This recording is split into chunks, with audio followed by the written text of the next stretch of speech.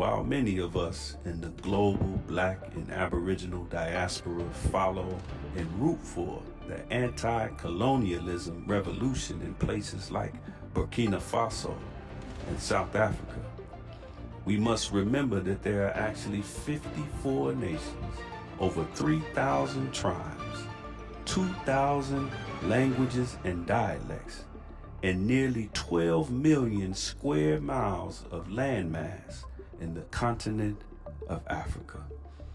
And the Sudanese people in the northeast corner of the African continent are living in a civil nightmare, racked by violence in which thousands of civilians have been slaughtered, aid camps reportedly burned to the ground, and reportedly hundreds of children raped.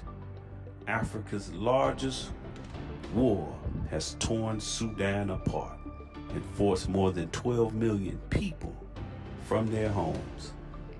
The cataclysmic battle of supremacy has pitted the Sudanese military, controlled by the country's top commander, General Abdel Fattah Burhan, against the paramilitary Rapid Support Forces, or RSF, led by his former deputy, General Mohammed Hamdan Daglo Musa, a former camel dealer widely known as Hemeti.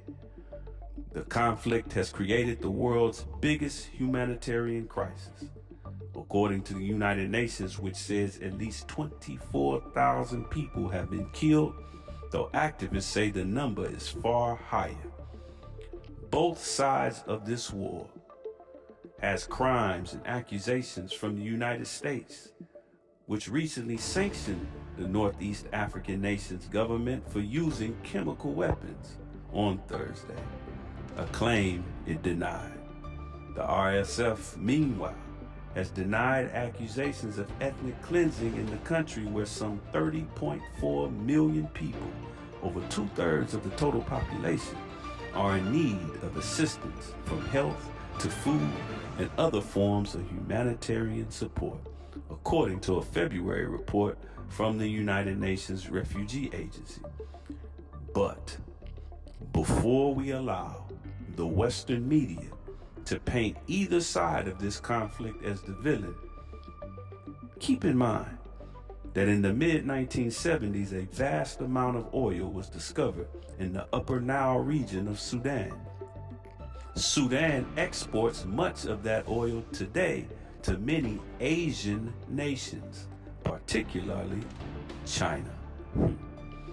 Gold production increased by over 1,200%, from 7 tons in 2008 to over 90 tons in 2017. And the Nile River is the longest river on earth and a main north-flowing river in the northeast parts of Africa. It is an international river whose drainage basin includes 11 nations, which makes the Sudan a crucial chess piece in the global economy. The British had a vested interest in the Sudan due to their control over Egypt and the strategic importance of the Suez Canal. Moral of the story: unity, revolution, and independence is always covertly attacked with poverty, civil war, and chemical warfare. A power play that is done by the West, both on a global scale around the world and on a local scale around the corner. NationTownTV News, right down to the modern times.